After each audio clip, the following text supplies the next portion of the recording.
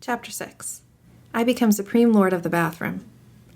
Once I got over the fact that my Latin teacher was a horse, we had a nice tour, though I was careful not to walk behind him. I had done Pooper Scooper Patrol in the Macy's Thanksgiving Day Parade a few times, and I'm sorry, I did not trust Chiron's back end the way I trusted his front. We passed the volleyball pit. Several of the campers nudged each other. One pointed to the Minotaur horn I was carrying. Another said, "That's him." Most of the campers were older than me. Their satyr friends were bigger than Grover, all of them trotting around in orange Camp Half-Blood t-shirts, with nothing else to cover their bare, shaggy hindquarters. I wasn't normally shy, but the way they stared at me made me uncomfortable. I felt like they were expecting me to do a flip or something. I looked back at the farmhouse. It was a lot bigger than I'd realized. 4 stories tall, sky blue with white trim, like an upscale seaside resort. I was checking out the Brass Eagle weather vane on top when something caught my eye. A shadow in the uppermost window of the attic gable. Something had moved the curtain, just for a second, and I got the distinct impression I was being watched. "What's up there?" I asked Chiron. He looked where I was pointing, and his smile faded. "Just the attic." "Somebody lives there?" "No," he said with finality. "Not a single living thing." I got the feeling he was being truthful, but I was also sure something had moved that curtain. "Come along, Percy," Chiron said, his light-hearted tone now a little forced. "Lots to see." We walked through the strawberry fields, where campers were picking bushels of berries while a satyr played a tune on a reed pipe. Chiron told me the camp grew a nice crop for export to New York restaurants in Mount Olympus. "It pays our expenses," he explained, "and the strawberries take almost no effort." He said Mr. D had this effect on fruit-bearing plants. They just went crazy when he was around. It worked best with wine grapes, but Mr. G was restricted from growing those, so they grew strawberries instead. I watched the satyr playing his pipe. His music was causing lines of bugs to leave the strawberry patch in every direction, like refugees fleeing a fire. I wondered if Grover could work that kind of magic with music. I wondered if he was still inside the farmhouse, getting chewed out by Mr. D. "Grover won't get in too much trouble, will he?" I asked Chiron. "I mean, he was a good protector, really." Chiron sighed. He shed his tweed jacket and draped over his horse's back like a saddle. "Grover has big dreams, Percy, perhaps bigger than are reasonable. To reach his goal, he must first demonstrate great courage by succeeding as a keeper, finding a new camper, and bringing him safely to Half-Blood Hill. But he did that." "I might agree with you," Chiron said, "but it is not my place to judge. Dionysus and the Council of Cloven Elders must decide. I'm afraid they might not see this assignment as a success. After all, Grover lost you in New York. Then there's the unfortunate, fate of your mother, and the fact that Grover was unconscious when you dragged him over the property line. The council might question whether this shows any courage on Grover's part." I wanted to protest. None of what happened was Grover's fault. I also felt really, really guilty. If I hadn't given Grover the slip at the bus station, he might not have gotten in trouble. "He'll get a second chance, won't he?" Chiron winced. "I'm afraid that was Grover's second chance, Percy. The council was not anxious to give him another either, after what happened the first time 5 years ago.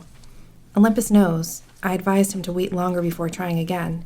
He's still so small for his age. How old is he?" "Oh, 28. "What? And he's in 6th grade? Satyrs mature half as fast as humans, Percy. Grover has been the equivalent of a middle school student for the past 6 years. "That's horrible." "Quite," Chiron agreed. "At any rate, Grover is a late bloomer, even by satyr standards, and not yet very accomplished at woodland magic. Alas, he was anxious to pursue his dream. Perhaps now he will find some other career." "That's not fair," I said. "What happened the first time? Was it really so bad?" Chiron looked away quickly. "Let's move along, shall we?" But I wasn't quite ready to let the subject drop. Something had occurred to me when Chiron talked about my mother's fate, as if he were intentionally avoiding the word death. The beginnings of an idea, a tiny, hopeful fire, started forming in my mind. "Chiron," I said, "if the gods in Olympus and all that are real—" "Yes, child. Does that mean the underworld is real too?" Chiron's expression darkened. "Yes, child." He paused, as if choosing his words carefully. "There is a place where spirits go after death, but for now, until we know more, I would urge you to put that out of your mind." "What do you mean, until we know more?" "Come, Percy, let's see the woods." As we got closer, I realized how huge the forest was. It took up at least a quarter of the valley, with trees so tall and thick you could imagine nobody had been in there since the Native Americans. Chiron said, "The woods are stocked, if you care to try your luck. but go armed." "Stocked with what?" I asked. "Armed with what?" "You'll see. Capture the flag is Friday night. Do you have your own sword and shield?" "My own—" "No," Chiron said. "I don't suppose you do. I think a size 5 will do. I'll visit the armory later." I wanted to ask what kind of summer camp had an armory, but there was too much else to think about, so the tour continued. We saw the archery range, the canoeing lake, the stables, which Chiron didn't seem to like very much, the javelin range, the sing-along amphitheater, and the arena where Chiron said they held sword and spear fights.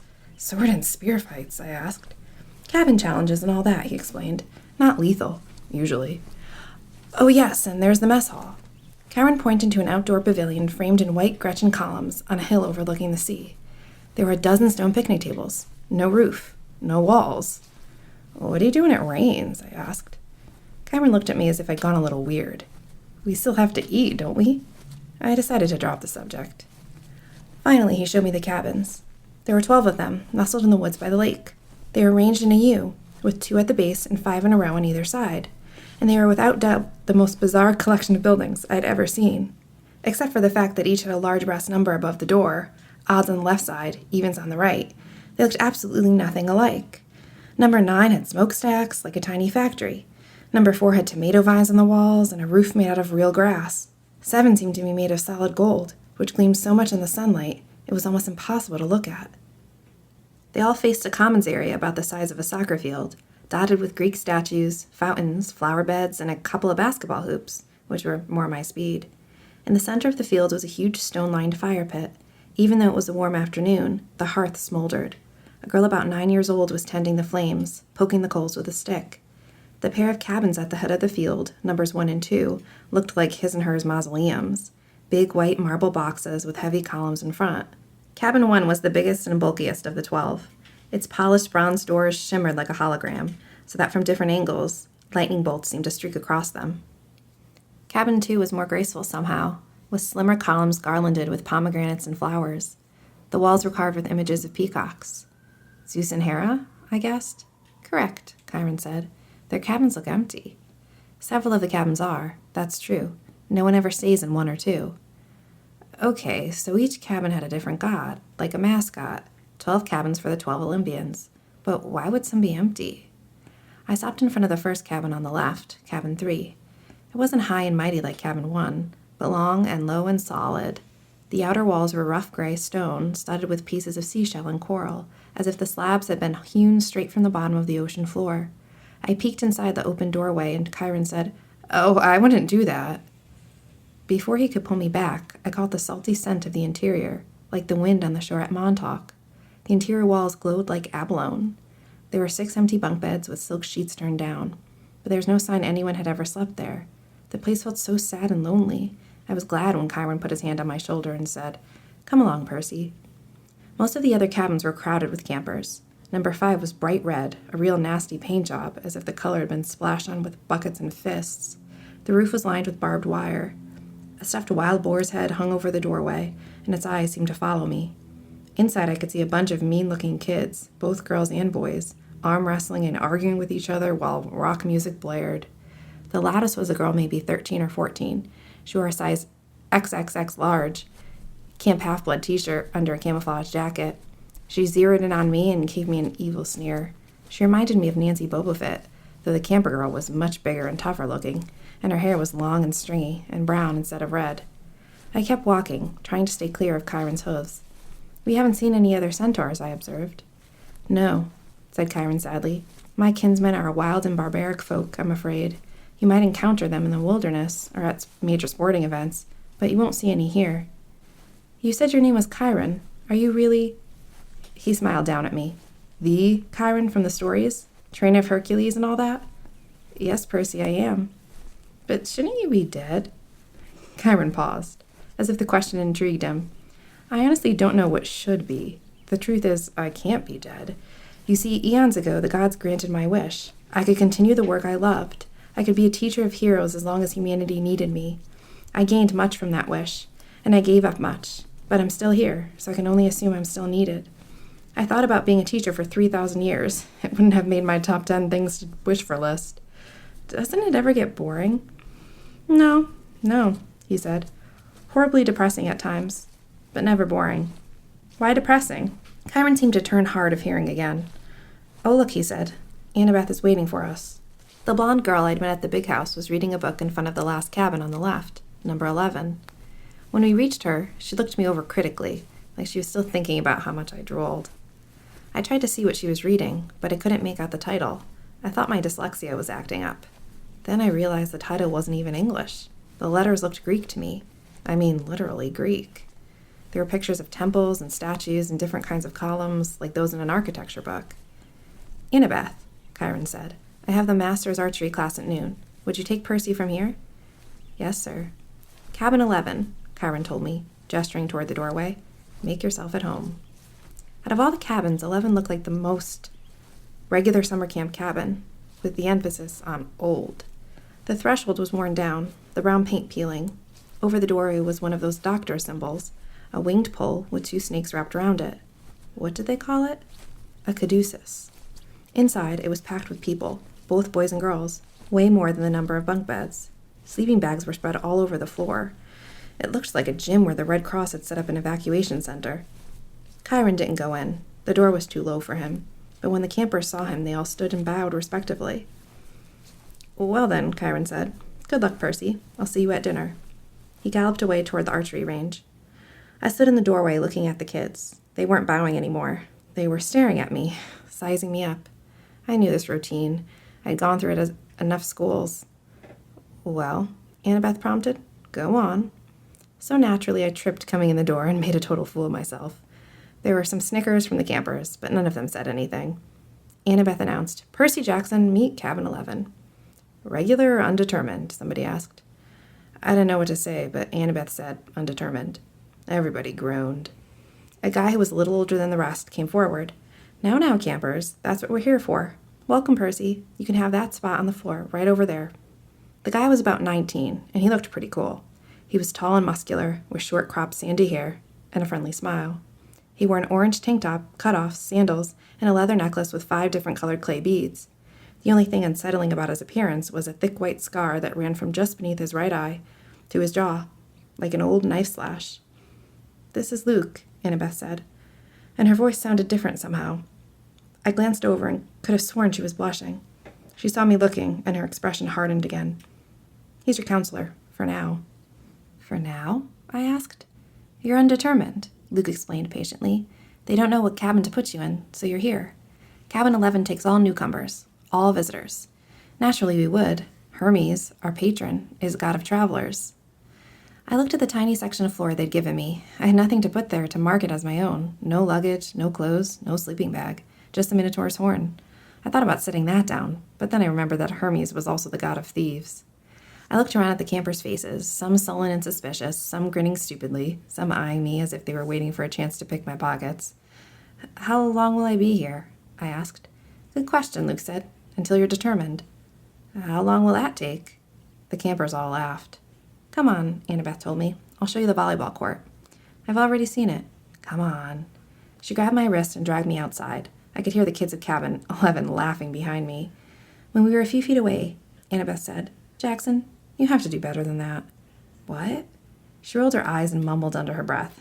I can't believe I thought you were the one. What's your problem? I was getting angry now. All I know is I killed some bull guy. Don't talk like that, Annabeth told me. You know how many kids at this camp wish they'd had your chance? To get killed? To fight the Minotaur? What do you think we train for? I shook my head. Look, if the thing I fought really was the Minotaur, the same one in the stories, yes. Then there's only one, yes. And he died like a gajillion years ago, right? Theseus killed him in the labyrinth, so... Monsters don't die, Percy. They can be killed, but they don't die. Oh, thanks. That clears it up.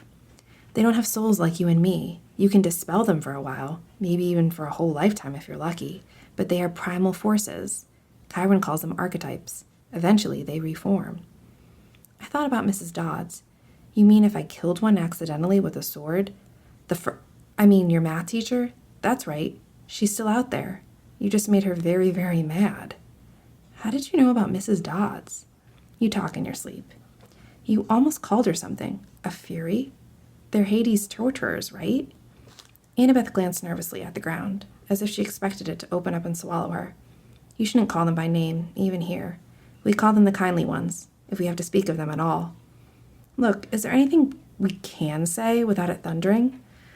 I sounded whiny, even to myself, but right then I didn't care.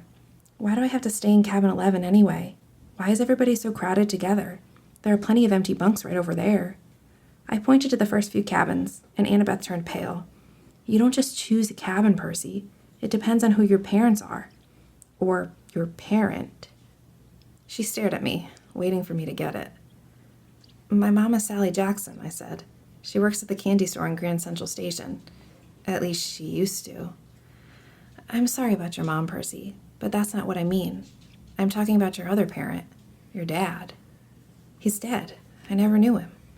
Annabeth sighed. Clearly she'd had this conversation before with other kids. Your father's not dead, Percy. How can you say that? You know him? No, of course not. Then how can you say... Because I know you. You wouldn't be here if you weren't one of us. You don't know anything about me. No? She raised an eyebrow. I bet you moved around from school to school. I bet you were kicked out of a lot of them. How? Diagnosed with dyslexia. Probably ADHD too. I tried to swallow my embarrassment. What does that have to do with anything? Taken together, it's almost a sure sign. The letters float off the page when you read, right? That's because your mind is hardwired for ancient Greek. In the ADHD, you're impulsive. Can't sit still in the classroom. That's your battlefield reflexes. In a real fight, they keep you alive. As for the attention problems, that's because you see too much, Percy, not too little. Your senses are better than a regular mortal's. Of course the teachers want you medicated. Most of them are monsters. They don't want you seeing them for what they are. You sound like you went through the same thing. Most of the kids here did. If you weren't like us, you couldn't have survived the Minotaur, much less the ambrosia and nectar. Ambrosia and nectar? The food and drink we were giving you to make you better. That stuff would have killed a normal kid. It would have turned your blood to fire and your bones to sand, and you'd be dead. Face it, you're a half-blood. A half-blood? I was reeling with so many questions I didn't know where to start.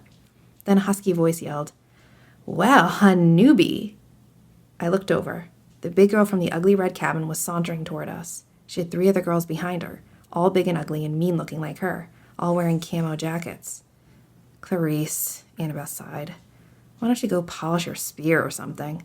Sure, Miss Princess, the big girl said, so I can run you through with it Friday night.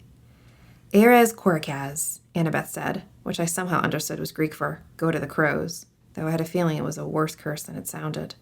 You don't stand a chance. We'll pulverize you, Clarice said, but her eye twitched.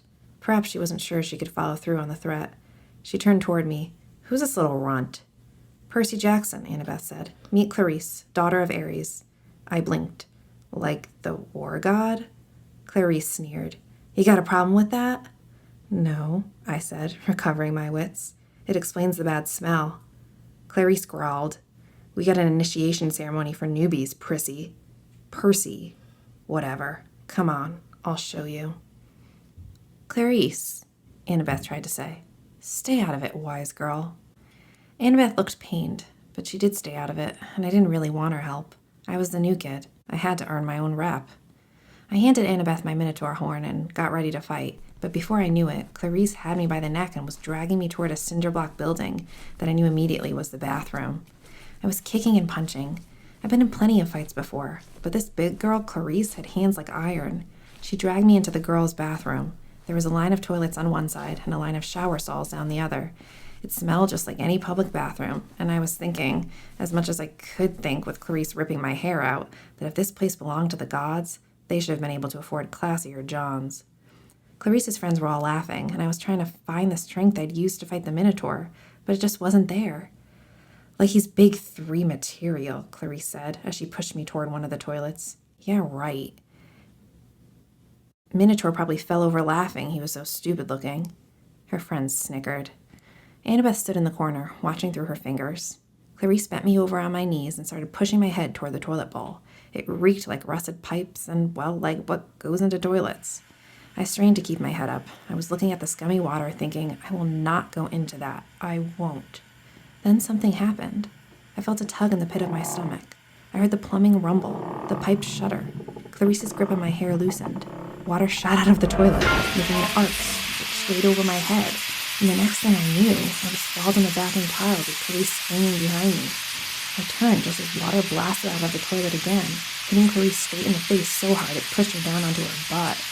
The water stayed on her like the spray from a fire hose, pushing her backward into a shower stall. She struggled, gasping, and her friends started coming toward her. But then the other toilets exploded too, and 6 more streams of toilet water blasted them back. The showers acted up too, and together all the fixtures sprayed the camouflage girls right out of the bathroom, spinning them around like pieces of garbage being washed away. As soon as they were out the door, I felt the tug in my gut lessen, and the water shut off as quickly as it had started. The entire bathroom was flooded. Annabeth hadn't been spared. She was dripping wet, but she hadn't been pushed out the door. She was standing in exactly the same place, staring at me in shock. I looked down and realized I was sitting in the only dry spot in the whole room. There was a circle of dry floor around me. I didn't have 1 drop of water on my clothes. Nothing. I stood up, my legs shaky. Annabeth said, "How did you—" "I don't know." We walked to the door. Outside, Clarice and her friends were sprawled in the mud, and a bunch of other campers had gathered around to gawk. Clarice's hair was flattened across her face. Her camouflage jacket was sopping, and she smelled like sewage. She gave me a look of absolute hatred. "You are dead, new boy. You are totally dead." I probably should have let it go, but I said, "You want to gargle with toilet water again, Clarice? Close your mouth." Her friends had to hold her back. They dragged her toward cabin 5, while the other campers made way to avoid her flailing feet. Annabeth stared at me. I couldn't tell whether she was just grossed out or angry at me for dousing her.